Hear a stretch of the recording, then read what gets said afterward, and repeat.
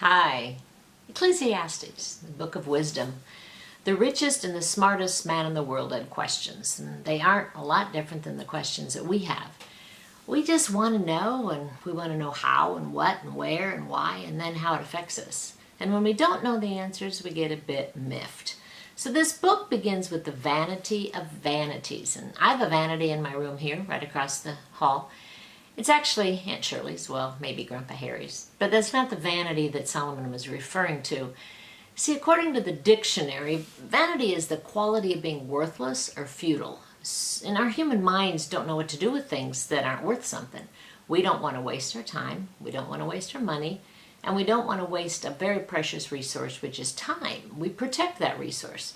Solomon basically looks at the big picture in life and he says, in the end, you're dead. Doesn't seem to matter all the wonderful times you had or the things you did and what you accumulated. You're dead. So what do we do to make life matter between the bookends of life? Birth and death. I'm not sure about you, but I don't have the resources or the energy to try chapter 2 of Ecclesiastes. I'm just going to take his word for it. It doesn't fill the empty void that we need filling. And in the end, there's nothing better for a person than they should eat, drink, and enjoy their life. And that means, in the end, do we just drop the diets and grab the whiskey and go find a craft project and live life full speed? No, that's not really what it means. Sorry to disappoint you. What Solomon was saying was that in the quest to find meaning to life, we realize that there's nothing we can do, and what we do doesn't go with us. So if we build a great empire, who knows if the one following us actually handles it properly, and it could all go belly up. So do we spend our life worrying about what we can't control? Or do we enjoy life?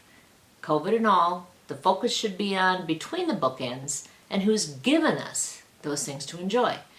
God has blessed us with life. Enjoy it. Does it matter that life's a vapor and will disappear? Not as long as one has that life to enjoy life. With a relationship with God, we can enjoy what we have, for our focus is totally bent on pleasing God, and God in return will give us knowledge, wisdom, and joy. Isn't that enough? Sometimes not.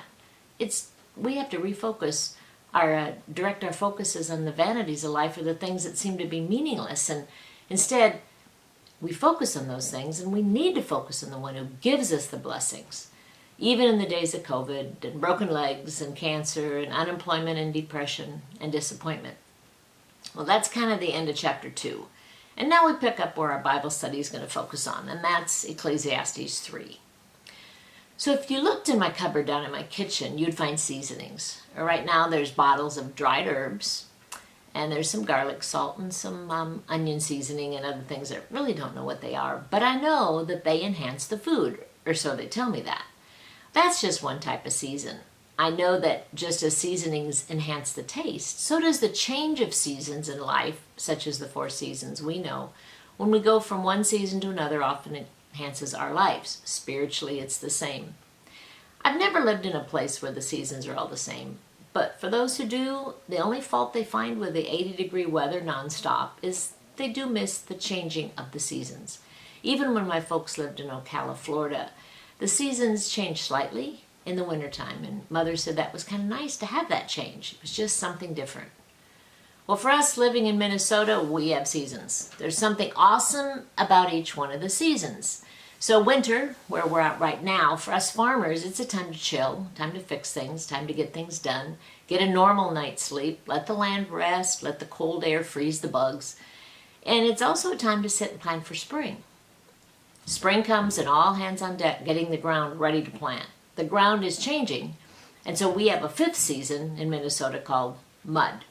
Other than the mud, the grass is turning green, the crocus and the tulips and the daffodils are bursting forth on the lawns and the flower beds, and the buds appears in the trees. It's time to open the windows, let the spring air cleanse the house, and hang clothes in the line. But even during spring, we can't wait for summer. Summer brings on swimming and fishing on the lake and picnics and parades and fairs and fun and bonfires and heat. We sometimes forget about the sunburn, the heat stroke, the drought, or the floods because we really look forward to the good things we remember about summer.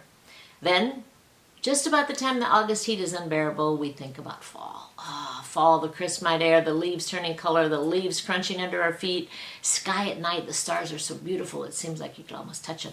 For us, it's crunch time. The crops have matured and we're ready for harvest. One doesn't have time to enjoy the beauty as much as the work needs to be done before the weather turns. It's not really a time for a leisure stroll through the woods for us. It's combines and grain buggies and lots of semi-trips. And as we wait and plan for Thanksgiving and Christmas, we just are looking ahead to the next season. So we're going to spend about 8 weeks exploring some of the points of chapter 3. And we're going to maybe take them a step farther and find where they fit into our lives and how we can intentionally find pleasure in God, please God, and find joy in this world that seems, especially this year, to be all vanity, worthless and futile, because we're all going to die.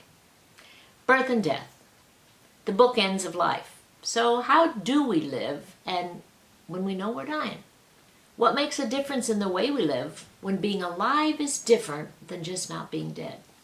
There are people that we all know that are living, but they're not alive. We don't need to be one of them. Sowing and harvest represents a time to plant and a time to uproot. Well, there are reasons why we plant, and when we do, we know we will not gain the harvest from that plant until the growing cycle is finished. And for the most part, for us farmers, the plant has to die for us to reap.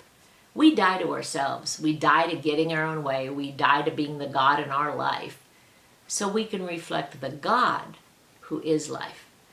There is a stress in being born, and there's really no easy way to die. But we can do both honoring God and bringing out the best in others. There's a time to kill and a time to heal. And though it can be totally reflective of a physical condition, I'm going to focus on how we can kill people's hearts and heal them. And sometimes we do it all in the same day. There's also a time to tear down and a time to build up. Proverbs 14:1 tells us there's 2 kinds of women. Every wise woman builds her house, but every foolish woman tears it down. Well, who am I? And what do I want to be? And how do I make sure I am building up things that are worth building and not things that someone else will need to tear down and put them up right? There's also a time to weep and a time to laugh, and a time to mourn and a time to dance. We're emotional wrecking balls, and it's okay, because there's a time for each one of those things. Sometimes all we need to do is find the balance in our life. We do know people who cry all the time. We know people who laugh at everything, even though those things might not be funny. And then we know people who walk around mourning at the life, and then those who dance their way across the coffee tables of our living rooms and into the dining room without even blinking. It's true, especially in Scandinavian culture, that some of us don't really know how to celebrate and dance. We can learn, and it would make God happy to see us dancing. There's a time to embrace and a time to refrain from embracing. And of course, during COVID, no problem. Social distance, stay 6 feet away. I was at a funeral the other day and I just automatically hugged somebody. We are born to touch and be touched. But there is a time also to enjoy and embrace solitude. Well, the verse that really hit home most of the time for us is to keep and to throw away. Hoarders beware. Why do we want to keep things? What does it do to our thought process about eternity? We'll explore some of these things and why we gather and why we focus on our faith. The focus on our stuff will be blurry. And lastly, we'll talk about keeping our mouth shut. Yep, that's an oxymoron. We'll talk about keeping our mouth shut. Well, maybe it's just us gals, but we seem to think if we say the perfect thing, others will feel better. We should say the perfect words and love them to pieces. The trouble is, we can't and we don't. So let's think about beforehand what silence means and what speaking means. Then maybe when it's time to be silent, we won't have to shove a sock in our mouth. And when it's time to speak, we'll know what to say. Well, I'm looking forward to the next few weeks of this study. I will go live on Facebook at 9 o'clock in the morning, and then 7 p.m. we'll have a Zoom study with the same content. So my goal is 35 minutes max of teaching and then some questions and answers. And it's more of a challenge with Facebook Live, but we can make comments and make it work. The Zoom call will be about the same procedure, but we'll stop and talk about things. And we'll never on the Zoom call try to go more than an hour unless people just want to hang and visit. So the Zoom invitation will be on the page. If you want to share it with a friend, feel free. I'll also post some discussion questions and kind of a thought outline. So blessings on your new year. Enjoy the day.